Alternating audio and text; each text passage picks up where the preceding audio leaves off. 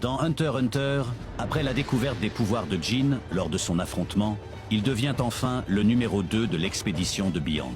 Mais de l'autre côté, au cœur de l'association, la traque de la taupe est toujours en cours. La révélation du traître est imminente.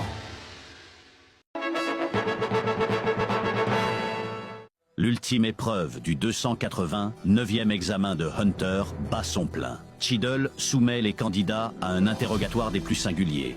L'enjeu n'est plus d'évaluer leur force physique, mais leur connaissance sur l'expédition du continent caché. Les questions sont d'une précision chirurgicale.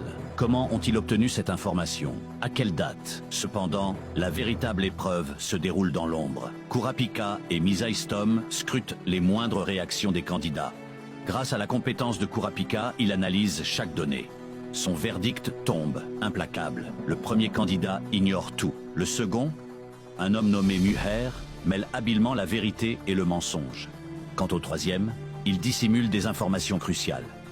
Mais Kurapika est perplexe. Un nombre anormalement élevé d'infiltrés a réussi à déjouer les tests de thermographie et les détecteurs de mensonges. Conscient des enjeux, il explique à Misaistom les capacités de ces chaînes, mais aussi leurs limites. L'esprit analytique de Kurapika envisage déjà le pire des scénarios. Si l'ennemi dispose d'un complice capable de manipuler la mémoire d'autrui au moyen d'une haine, alors sa propre chaîne de radiesthésie s'avérerait inefficace. Loin de là, au sein de l'Empire Kakin, la folie des grandeurs s'apprête à déverser un bain de sang. Le quatrième prince, Tseriednich, reçoit un appel de son frère aîné Benjamin alors qu'il lutte contre un lion à main nue. La nouvelle qu'il lui annonce est l'étincelle qui va embraser la famille royale.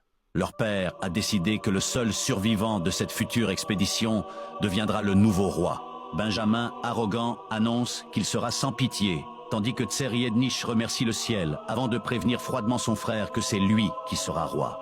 Peu de temps après, le prince reçoit l'appel de Theta, l'une de ses gardes du corps. Ses 5 subordonnés ont réussi l'examen de Hunter.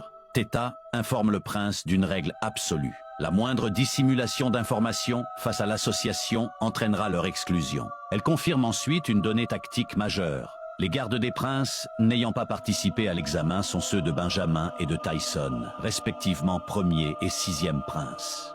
Quant aux hommes du 7e prince, Luzurus, ils ont tous échoué. Tseriednich ordonne à Theta de reprendre ses fonctions et exige que tous se renseignent sur leur futur navire, la Baleine Noire.